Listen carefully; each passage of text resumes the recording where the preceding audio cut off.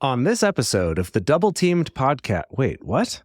Yes, that's right, everybody. We're doing a special feed drop of one of our sister podcasts. Yeah, sister podcast for sure. Because they're sisters. Yeah. I see what you're doing there. Yeah, exactly. So this is a sister podcast of ours from our network, the Pleasure Podcast Network. We're going to play you a little 10-minute preview of one of their episodes to see if it might be something you want to check out. And it is by two sisters, but they're also our podcast sisters. Definitely. The Double Team podcast is on a mission to bring awareness to non-monogamy, kink, and sexuality, and help make these taboo subjects more understood and accepted by younger generations. Cami and Niki love to get honest and vulnerable with their listeners, discussing their experiences in open relationships, dating, dominance, and submission, and sex parties. Find them anywhere you listen to podcasts and across your favorite social media platforms. Now let's check out their episode. In other news, what else do we have to report? I miss Kink. Yes. We can jump right to that. That's going to be fine. I was going to say, wait, what was your news? No, we can talk about the Q&A we did later and when we do listener questions too. Okay. So, I miss Kink too. We both miss Kink. And I mean, I was like looking through our episodes because I'm like, oh my God, have we not talked about Kink? We have, because like, I feel like we still get elements of Kink, like when we go to sex parties and we do like some, light impact play, or when we go, I guess maybe, would that be it? That's it, yeah. I guess that's usually when we it. get our impact sessions out, is at sex parties. But like, I miss the power exchange. For me personally, like, I think the reason why, I haven't really kind of like been focusing on it when when my doms and I decided to take a break, and then I think it kind of just transitioned to a like, now we're just friends situation. The loss of that relationship was, I don't think it hit me until later, but it was kind of substantial for me, or at least for my kink journey, just because like those were two people that like introduced me to a lot of different things in kink. They were the first people that I tried knife play with. They were the first people that I did shibari suspensions with. They were the first people that I did electro play and like all these things with. And so and power exchanges in a more formal way and in a public way. I remember, my male dom, there were a few times when he did performances at Bar Sinister here in Los Angeles, and I would kind of be like his submissive assistant alongside my female dominant. So that was the first time that I'd ever like subbed in front of other people. Sometimes it was like a room of like 100 to 200 people. So I had a lot of kink first with them, and it was like very exciting and very explorative, like so fulfilling, everything that you want kink to be. So I think the ending of that relationship has like been heavy for me in regards to like my kink journey, just because I had a lot of trust with them. They were both professional dominants, like they knew what the fuck they were doing, and they taught me a lot and really opened my eyes to like a lot of different things that I want to continue to explore in kink. And so ever since that relationship ended, I haven't really looked elsewhere, because in a way it's kind of hard to believe that like anyone else will live up to the doms that they were.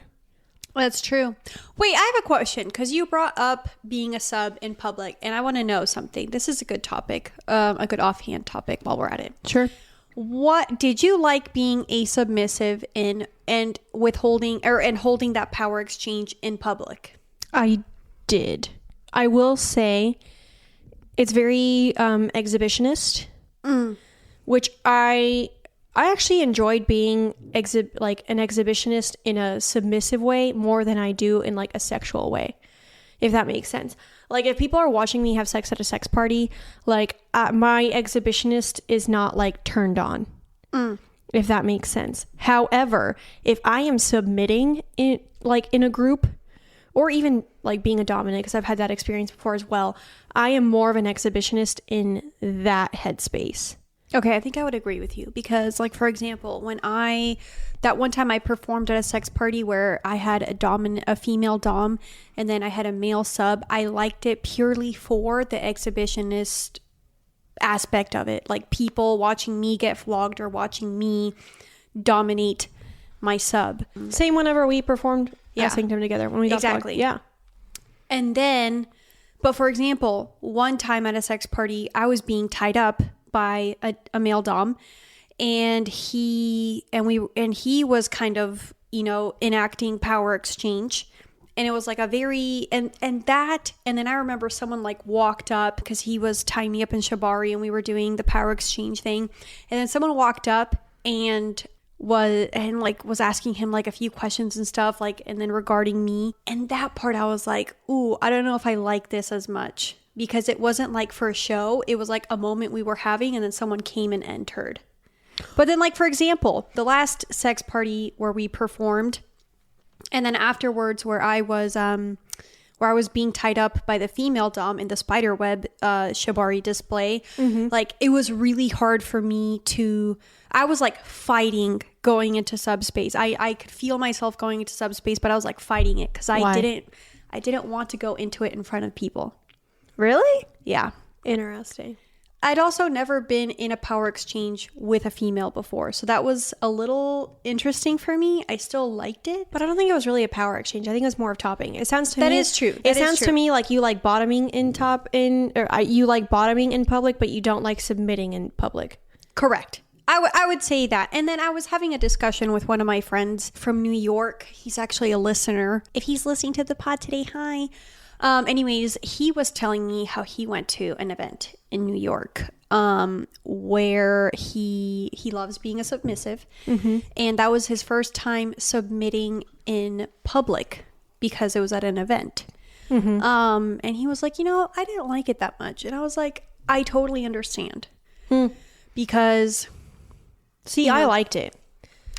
For me, I feel like I need to explore it more because, like, for example, when I was the sub to the female dom and then I had but I was dominant to the male sub, like, that was totally for performance. So it wasn't like a true power exchange. So I think you're right. Maybe I am more just like, I like bottoming and topping in public, but for like true power exchange, I prefer that to be in a private, intimate session.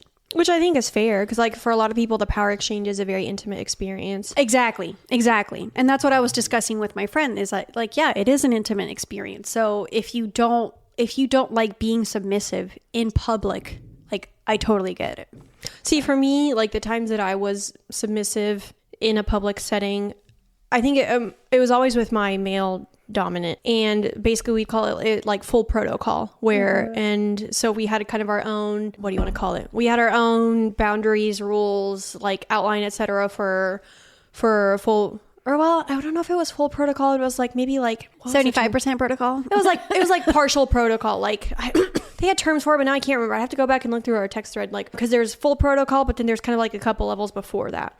So it was, we'll just say it was like protocol, where it's kind of like a step above submission, maybe, in the sense that like it's much more strict. And in this situation, it was like public, but I felt very comfortable with him, and like I wanted to be a good submissive to him, so I would do it for that regard. And like my focus was like making him look good as a dominant and being a good submissive to him in a public setting. So that was always my main focus. So I didn't mind it. However, I could see that like it really depends on like the dynamic, the person, crowd, the public setting, etc. And also, you know, kind of like the relationship with that dominant, because like, you know, say for example, like you do a power exchange with someone that you're relatively new to, and you haven't discussed what happens when someone comes up and they ask, you know, something, like if they want to do something to you, which I've seen that happen before. It's like you and your dominant need to discuss that beforehand, so you know, like, yeah, because you know he's hating doing power exchange with someone you just met at an event is very difficult. It's very difficult to do, but also like, you know, how like they can't hand the keys to someone else if y'all haven't discussed that already. Yeah. So there's a lot of different facets to that. But yeah.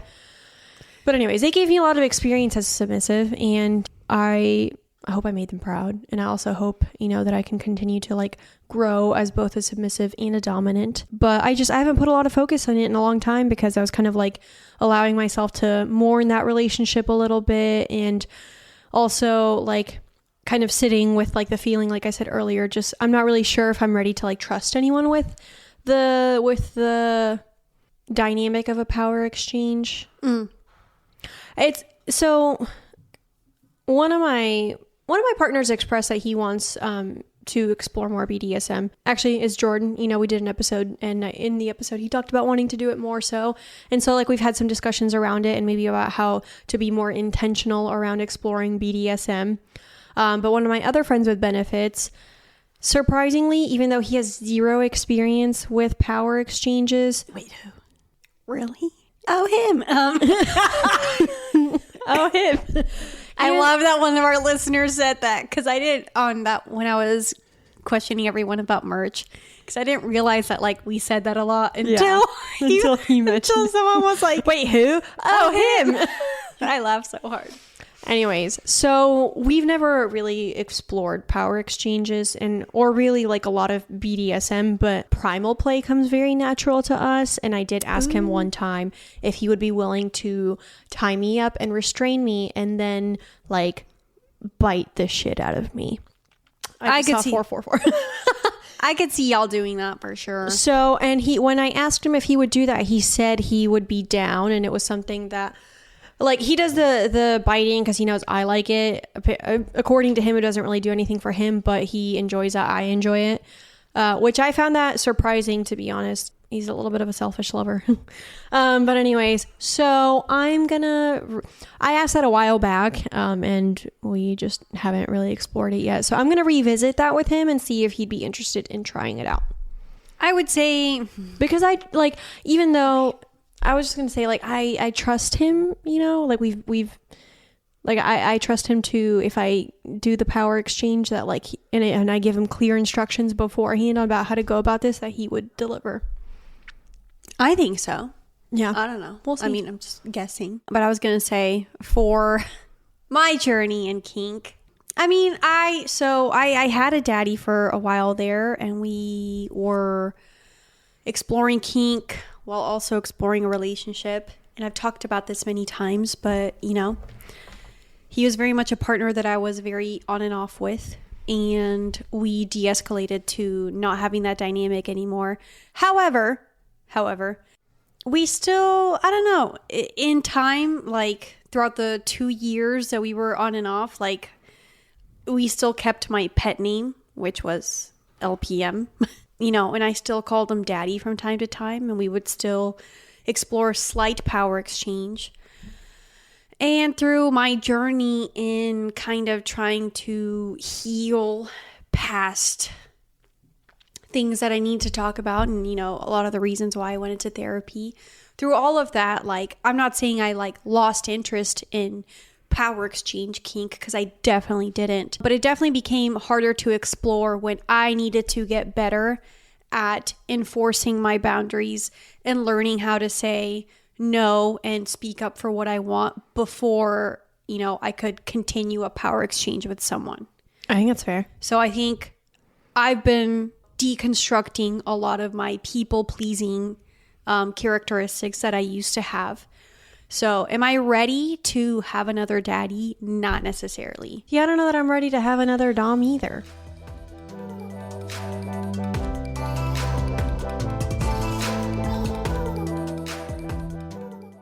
We hope you enjoyed. You can listen to Cami and Niki every Thursday wherever you listen to podcasts. You can check them out on their social media as well. So you can find them on Instagram at Cami and Niki, CAMI and NIKI. You can also find them at Double Teamed Podcast or on TikTok at Double Teamed Podcast.